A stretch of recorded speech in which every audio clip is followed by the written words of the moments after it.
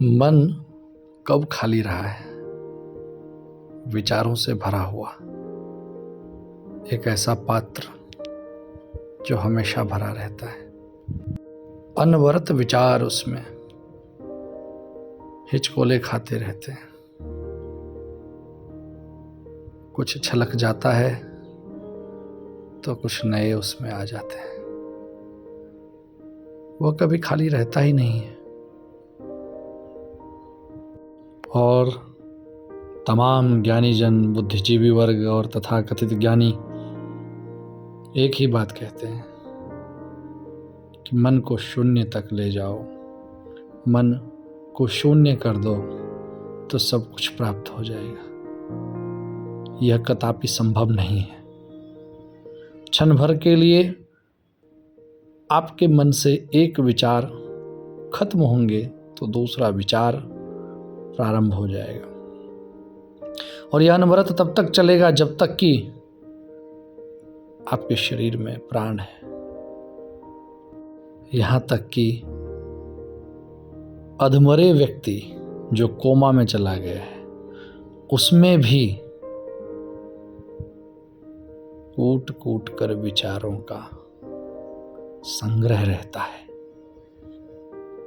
वह कभी विचार शून्य हो ही नहीं सकता है। ये ठीक उसी प्रकार की बात हुई जैसे कि पृथ्वी पर मिट्टी ना होने की बात।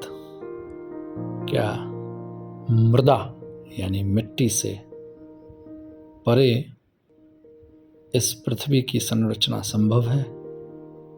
असंभव है। ठीक इसी प्रकार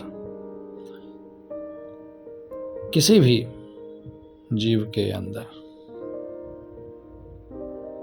मन और मन में विचार न हो, ऐसा हो ही नहीं सकता है। इसलिए शून्य की तलाश मत करो, विचार शून्य मत बनो। उन विचारों को जरूर तुम संग्रहित करो जो तुम्हारे जीवन की दिशा और दशा को निर्धारित करे और एक बेहतर आयाम को प्राप्त करने में मदद करे। कुछ क्षण के लिए तुम शून्य करने की जो कोशिश करते हो, उस कोशिश में भी कुछ नहीं तो सकारात्मक, नकारात्मक या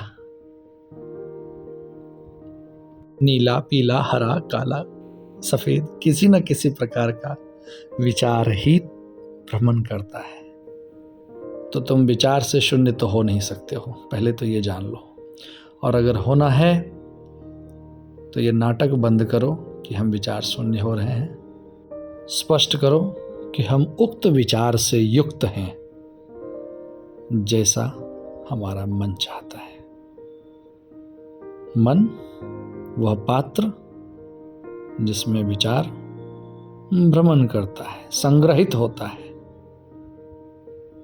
तो पात्र की शुद्धि के लिए आप उत्तम विचारों को रखें और भ्रम की वस्तु स्थिति से नाता तोड़ते हुए हकीकत की वस्तु स्थिति से नाता जोड़िए और सत्य को पहचानते हुए, चित्त को शांत रखते हुए, स्वच्छ विचारों के साथ जीवन को जीने की कोशिश कीजिए।